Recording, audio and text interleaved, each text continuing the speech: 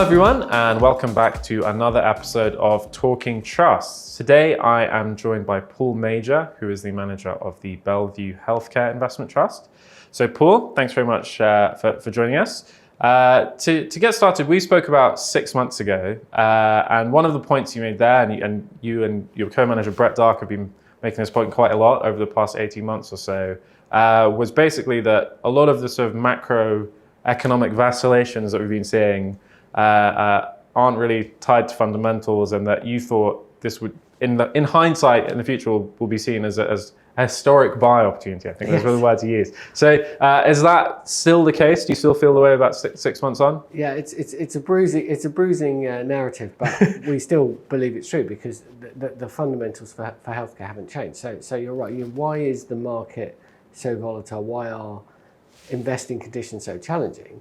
It's precisely because of wrestling with a macro situation that is in so many ways unfamiliar. We've had 18 odd months now of rapid interest rate rises, almost unprecedented in cadence. We've had monetary policy also effectively reducing liquidity at the same time, so the opposite of quantitative easing. Those two things going on together, I don't think anyone's done that before at this scale and at this speed. And it's unnerving because people worry it might trip us into recession. I think Brett and I are both in the camp of we think this has already gone too far, and it's actually damaging to the economy. And inflation looks like it's getting better now in the years, but that's because it's kind of annualizing. It's not because these policies have worked. And it feels a bit to me like central bankers have brought a knife to a gunfight because they don't have any other weapons, and not because it's the right thing to do. And so yeah, it's really challenging. Against that. So all of this may have implications for economic growth and consumer behaviour and the economy and share prices and earnings and all these things. Against that, you have healthcare, which is driven by demographics. The population is growing, the population is ageing. The burden of disease is certainly not getting better, and if anything, it's getting worse. And we're in a particularly challenging period because we're still trying to recover from the self-inflicted damage that healthcare systems had done to them or did to themselves, depending on your view, through COVID because of people not having routine appointments, not having scans and tests and all the other things. So lots of people who are moderately ill are now much sicker than they were and waiting longer for treatment, and that creates ever more problems. So we're still at the point really of just getting back to normal in terms of the behaviour of hospitals and doctors and patients. At the point where I think the rest of the economy looks much less certain. So we remain of the view that healthcare looks very, very undervalued relative to the broader market, particularly in the small mid-cap space. And people will look back on this period as an opportunity because of that fact, but also because it's probably going to end up being a safer place to be over the coming years, depending how the economy unfolds. Don't get me wrong, I'm not wishing that there's a recession or anything like that, but I think there are many things in the data that would worry any objective observer, but on sort of the strength of the economy. Yeah. So I mean, we'll probably touch on a few of those points later on.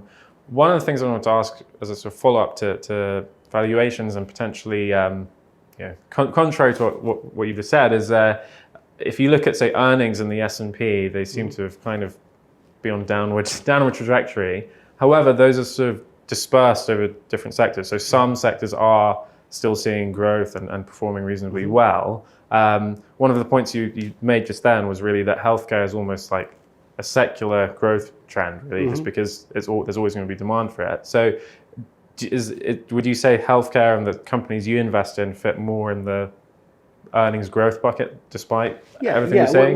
We're growth investors, and I think that's one of the reasons why you've seen this challenging dynamic around valuations. Because when markets rotate due to macro uncertainty, they tend to do so in a somewhat erratic and a very violent manner.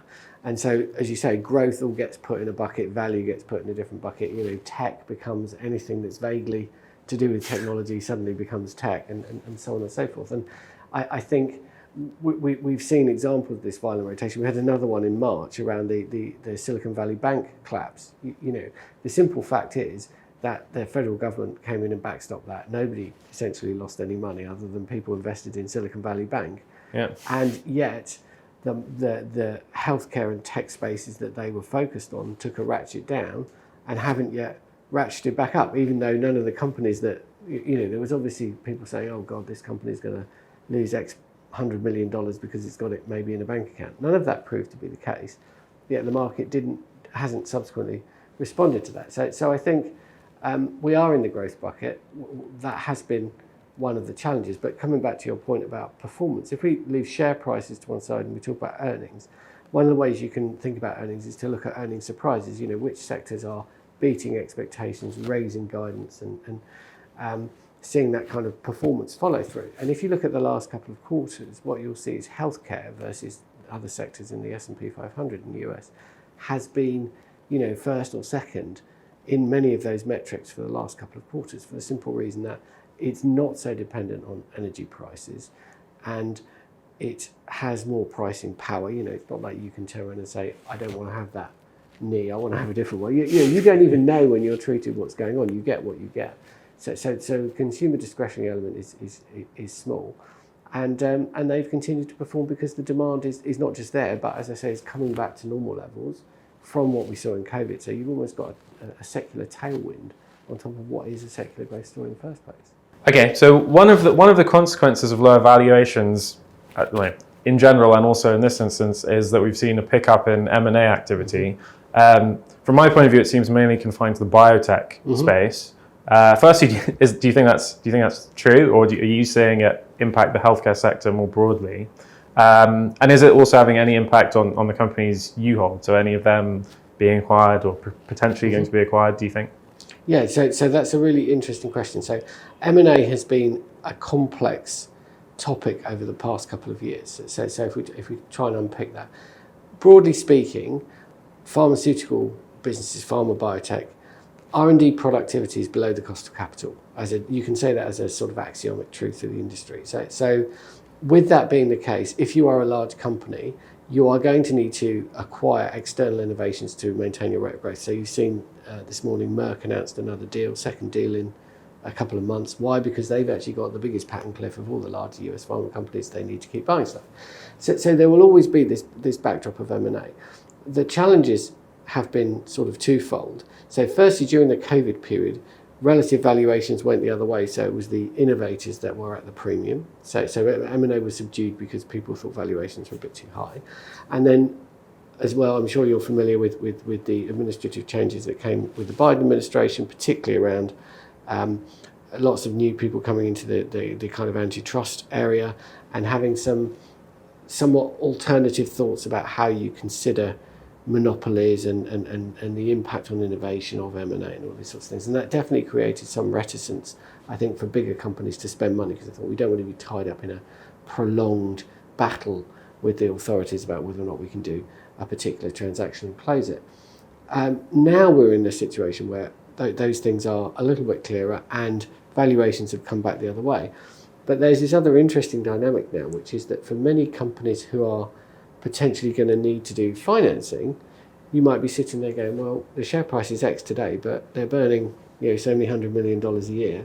We don't think they can raise money. So if we wait maybe 3, 6, 9 months down the line, we might be able to get a better deal, or we might have the upper hand in the negotiation. So I think you will see continued M&A. You will see it biased toward the biotech sector because it's the pharma industry that has to do the lion's share of the purchasing, and that's where the assets lie. But I think there are still factors there that mean that the pace of it is probably going to be a bit slower relative to history. The other thing, of course, that I think you're going to see a lot of is acquisitions of private companies, because you've got a lot of VCs that need to exit.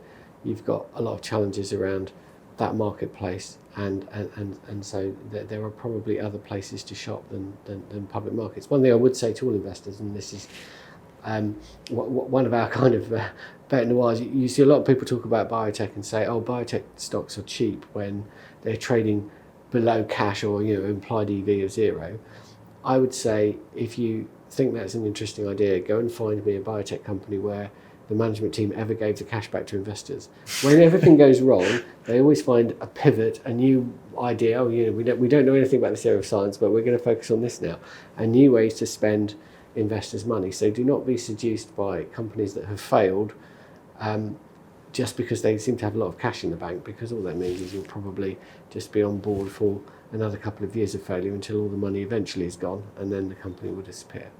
Okay, well, you've actually answered my next question, which was going to be around valuations. But tied to that is, I mean, you've said, right, this is a historic buy opportunity. Obviously, I would say valuations probably come down further since we spoke. And in general, has that meant that you've been able to either add to the portfolio or add to existing positions in the portfolio? We've done a bit of both. So I'd say, broadly speaking, what you've seen over the last 6 or 9 months is the, and this is really, I guess, a continuation of a longer standing theme. So taking profits from the winners, recycling it into the losers, because our view is that they wouldn't be in the portfolio if we didn't think they were ultimately winners anyway. So you effectively buy your worst performing assets and try and lower down your average in price. What that means is that portfolio has become, we've moved away from some of the more defensive areas that have done better. So health insurers, managed care in the US, for example, if you'd have looked at the portfolio a year ago, you'd have seen a much higher level of exposure there. We've used that as a source of funds to invest into other areas, more therapeutics, more stuff around services, tools, healthcare IT. These are the areas where valuations have been punished the most. And again, there's no real fundamental reason why that should be the case. You know, for example, if you look at gene sequencing or analysis, diagnostic analysis for molecular stuff for cancer, for example, why would you suddenly believe there's going to be less testing today than you thought a year or 2 years ago?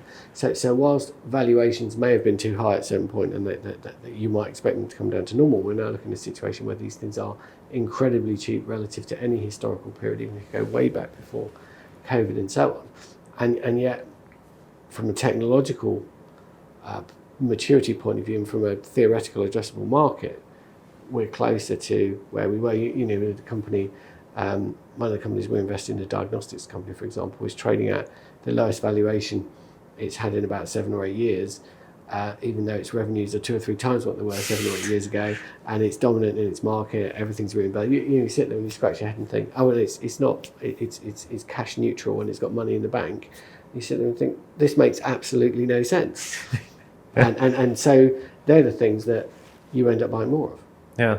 Do you think that's just a sort of normal part of markets or healthcare in general, though? That I think one of the frustrating things for investors in that sector seems to be that you go through these sort of cycles, even though the actual trend is just kind of continually upwards. You're hot or you're not, yes. No, everybody wants to be in the next big thing. I think there's an element of that, and I think some of this comes back to the way that the sell side works in this sector. So generally speaking, if you look at the profile of a sell side analyst, they'll have a science background and they'll be doing a lot of deep science oriented research. So they won't really be looking at these companies as financial entities. They'll be looking at them as scientific entities. And you get a lot of boosterism. So all of a sudden, gene therapy is hot, or cell therapy is hot, or cancer vaccines, or whatever it might be, and everyone suddenly starts talking about something, and then you get the whole FOMO thing. Everybody piles into it, and actually, what you should be doing is looking at all these things really objectively over a very long period of time. And that's one of the things that Brett and I have been doing quite a lot over the past couple of months. Is we sort of sat down and said, okay, what are our particular worldviews on certain innovative areas of healthcare that could be disruptive in a long time? And there are things where you look at it and you say, that's not going to happen, or that's not ready, or this is overvalued, or whatever. And so we've been going back through those, seeing the private companies again, looking at even things we know we couldn't invest in, to really take the temperature of what's going on. And it's important that you do that, because these things are always changing, and you can't have fixed views, because innovation negates that which came before. That's the very nature of it. It's creative destruction. So what works today might be useless kind of tomorrow. And we wrote about this in one of our fact sheets a while ago. We don't generally do very much in cancer therapeutics anymore, for the simple reason that it's moving so fast. It's very hard to be able to definitively say, we've got a good chance of getting this right, because you buy something today and it seems like it's the next thing, and then actually it's not. So I think another sort of risk there that I find interesting is if you look at any kind of novel technology, so you can look at, say, railways in the 1840s, and people can pick them and go, this is going to be, this is going to be the next big thing. Mm-hmm. What then tends to be difficult is actually to figure out who's going to win within that sector. So if you look at if you use railways as an example, I think there was hundreds or maybe even thousands of railway companies in the UK, and at the end of the decade, I think there are probably only 10 or 20 that actually make you money. So how do you sort of, if you're investing in an earlier stage company that you think is active with a new technology that is going to be a winner, how do you differentiate between the company is using that technology and is going to succeed versus one that might be using it but actually isn't going to do well? Yeah. I mean, again, a sort of axiomatic truth is, you're first, you're best, or you're nowhere. That's the reality. Yeah. But being first isn't necessarily, particularly you look at things like the internet. I mean, there were hundreds of general retail companies before Amazon. There were hundreds of food delivery companies before, all the ones that we have now, all of which, by the way, aren't making any money anyway. So you have to be careful riding that wave. And I think the way we try to keep our discipline there is obviously to take the emotional science bit out of it as much as possible. If something seems really exciting, then don't look at it for a while. Come back and think, objectively, is this good? But also really to not invest in things until we have verifiable data that the economic proposition is at least valid. So this has a benefit to the healthcare system. It saves money, improves quality of life, and all these different things. And it might well be, this is one of the things that's really interesting with gene therapy beginning to come into the mainstream. We don't know how long these therapies are going to work for. And we do know, likely as not, in the vast majority of cases, you have one opportunity, and then because of the way your immune system works, you probably can't have that kind of therapy again. And we also know that gene editing is coming, and that's maybe a more flexible technology. So when you look at these things, the way you have to think about it is, if I charge somebody, let's say, $2 million to give them a gene therapy, what does it mean? Well, it means they don't need to take some other drugs for a certain period of time. And only when you get to the point where there's enough data that you can say, well, the savings are at least comparable to the cost, and then you've got the quality of life benefit for the patient. They don't have to go to the doctor as much. Then all of a sudden you can say, now this is actually finally investable. But we've been talking about gene therapy for 20 or 30 years, so these things don't happen quickly. And I think that's a really important discipline, is to insist that you have some economic and healthcare anchor point that says that this actually works, and someone will be prepared to pay for it before you commit, because otherwise it's all pie in the sky. It can be very, very exciting, and some of the things we see will blow your mind from a scientific point of view, and you think, God, that's so clever, and it will be so profoundly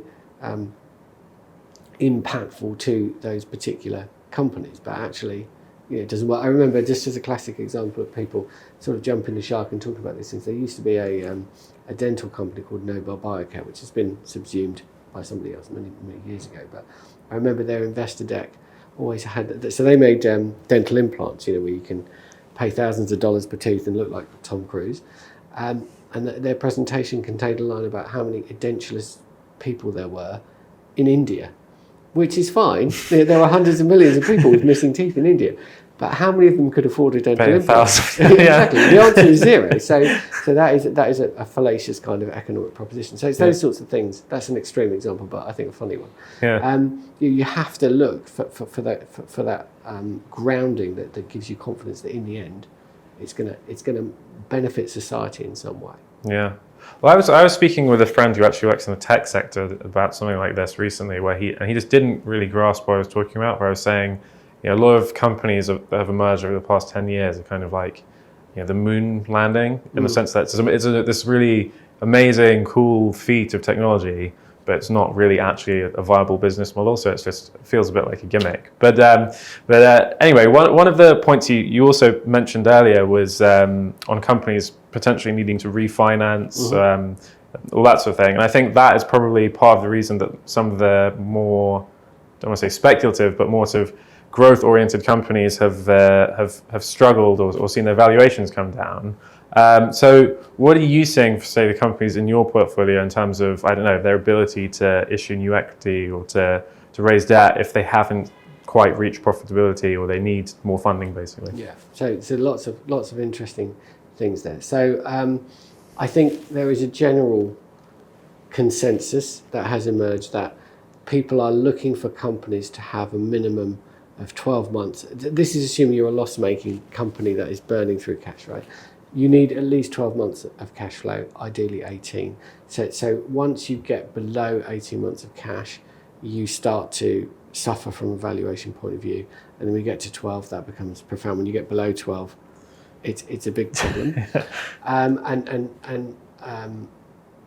Management teams are very aware of that and focused on that. I think good companies that are hitting their marks and their business plans and delivering what they said they would are having no problem raising money.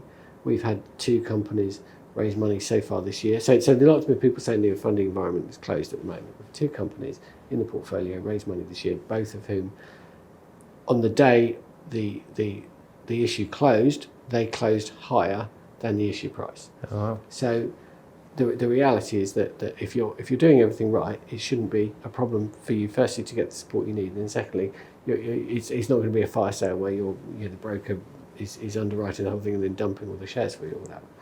And fairly tight discounts to prevailing share prices. On the other hand, you have a bunch of companies who came to market advantageously during the post-COVID period when everyone was blown away by vaccines, how quickly it happened. Oh, healthcare's amazing, let's get some of this. You had all these SPAC companies in particular come to market, and those companies are struggling and they deserve to fail, and they will. That's natural selection doing what it would. So I think you have to really differentiate on the quality spectrum. So we are in constant discussions with our companies about financing. One of the things that concerns us the most, and I won't name any names, but we've seen this again with one company in the portfolio. There are certain investment banks out there who are suggesting to companies that maybe they need to do something, and then promoting very exotic forms of financing that are non-dilutive. So we sell some royalty interests or do something else. And actually the reality is if it lowers the net present value of your asset, your drug that you're developing or a medical device, of course it's dilutive to shareholders. I mean, that's basic math. So we've seen some concerning deals done, I think, by companies who've been almost panicked into action by bankers or investors who perhaps have an ulterior motive. It's very easy to tell a company that they urgently need to raise financing if you're already short the company. So as I say, I won't name any names, but there are plenty of examples that people can find of those sorts of things. So again, that's just a constant dialogue that we have, asking people about what they think about these different things, making sure that they understand those external pressures and how to avoid them, and they're not looking to pivot the business plan or sell the family silver because someone's told them that the market's going to close. Yeah, I mean, on the point you made about it being a sort of Darwinian process where the bad companies are filtered out, do you see that as being a positive? I mean, you could argue it's positive anyway that bad companies not really doing anything are no longer public, but is that a positive for other companies, say in your field in your portfolio who might be benefiting or competing or something like that, or is that not really the case? Well, that's a very, again, that's an interesting question. So I hate it when people say it depends, but it depends. So for example, when you look at scientific innovation in healthcare, what tends to happen is somebody makes a breakthrough in probably academic research that opens up a new avenue of doing something, and then you get a bunch of companies prosecute that strategy. So gene editing, for example, a bunch of companies all came to market broadly around the same time saying we're going to do gene editing, and then what happens is you get a failure or two, and people then say, well, this whole thing is not going to work. And that's not necessarily the case, because just because somebody fails at something doesn't mean everybody will then subsequently fail. So you have to be careful about a lot of these read-across situations. But again, some of those can be very advantageous. So as part of the work that I alluded to earlier, where we're going back and re-looking at some things, there's a particular area of medicine where we've been very dismissive up to probably the last 6 months, where the failure rate has been incredibly high, where most of the large pharma companies have pulled back from that area.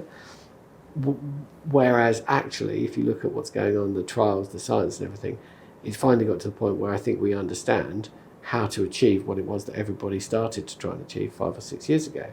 And so paradoxically, right at that very time when everybody's walking away from it, we're actually thinking now is the right time to invest in this thing. And the field has been winnowed down, as you say, because people have pulled out or gone bust or pivoted onto something new.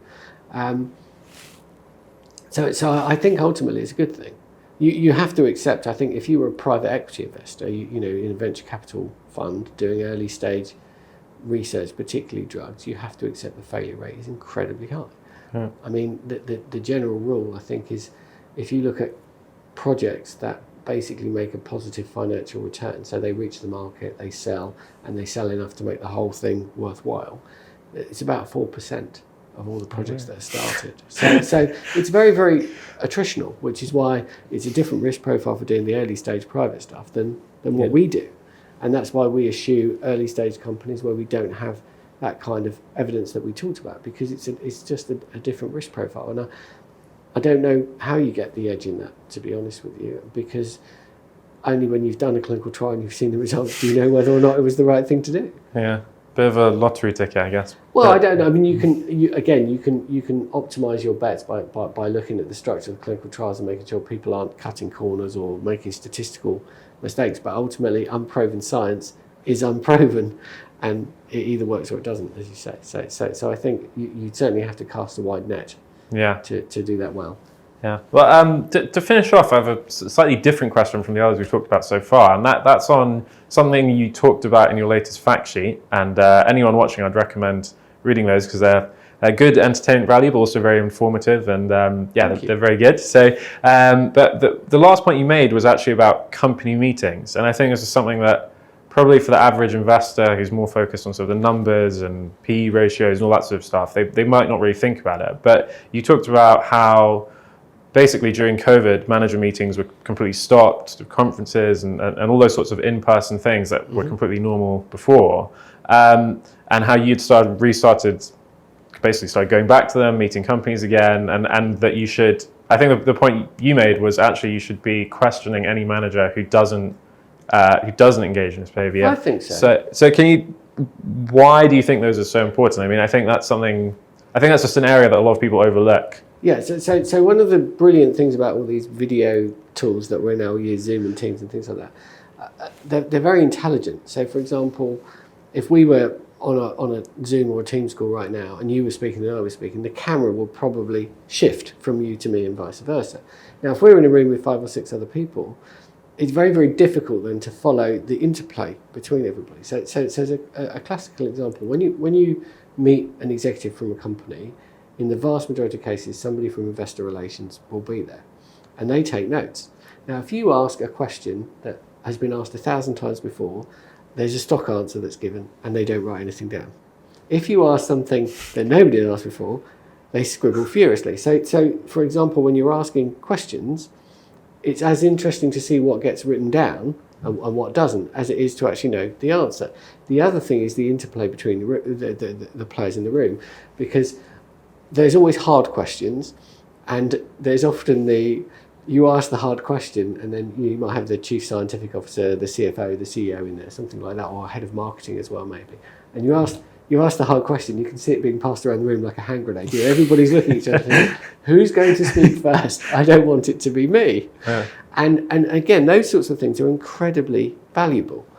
Body language, the shifting uncomfortably in the chair before you answer a question, all those sorts of things. They're very subtle, but they're very, very interesting. And I think as well, we get a lot out of people by understanding what they're willing to talk about and how they're willing to talk about their own industry. So Brett and I spent an hour with the CEO of a company on Friday, for example, who'd flown into London. We must have spent 10 minutes talking about his company and the vast majority of the rest of the time talking about the industry, the other players in the industry, how the sort of theoretical opportunity will bifurcate between different strategies and approaches, because we're trying to get confidence that they've thought about all of these things and they have a particular view. Now, it's almost secondary to know whether or not that, we'll conclude in the fullness of time whether or not we think their view is the right view. But the most important thing is to actually have the opportunity to have that kind of a discussion and really see that somebody can speak with conviction about the marketplace and the puts and takes of positioning a product and a strategy and all those sorts of things. And you just can't, in my opinion anyway, or our opinion, you can't do that over Zoom or Teams. Yeah. Yeah, I think well, it's an interesting point, because I remember just after COVID really first started dying down, so that was the end of 2021, and I went to this massive conference here in London, and spoke to a couple of people, one of whom made the point that he basically he'd got 2 jobs out of coming to events, that there's just no way he would have been able to get otherwise. And someone else who was in the media basically saying that a lot of the best stories they got were basically just trawling around an event and just speaking to people, and you just pick up on things. So I suppose there's a sort of similar dynamic at play in investing, where you kind of pick up on tidbits of information that you wouldn't otherwise get if you're just having some kind of boring Zoom call. Well, I think that's another thing that's also interesting you say, because it's always useful to see what other people want to see. So again, when you're thinking about the next iteration of companies that might disrupt what you're already invested in a particular marketplace, so you might be looking at the private companies, and many people can't invest in private companies. The kind of events that we go to is mostly public investors. So if there's a private company there and everybody wants to see them, and it's almost a queue out the door, it's like, yeah, that was the one we were worried about, and it's good to see that we're kind of right in spending our time on that. Everybody else is doing the same thing as us. So there is useful data in understanding what everybody else is looking at and thinking about. And it doesn't even, again, it doesn't matter if you necessarily even agree with those people, but the very fact that people are thinking about a certain thing, that will move the market. Yeah. If you know that company says, oh, we're very confident, we're much better than X, X is going to go down. So there's always useful information in even just seeing the ebb and flow of who's hot and who's not. Okay, well, that's about all we have time for. So Paul Major, manager of the Bellevue Healthcare Investment Trust, thanks very much for joining us. Thank you. And thank you for watching. As I said, I really recommend going to the Bellevue website and looking at the fact sheet every month, because you get a lot of interesting insights there. And if you're interested in learning even more about the trust, head to the Kepler Trust Intelligence website, where you'll find a lengthy note that tells you everything you need to know about the trust. So thank you again, and see you next time.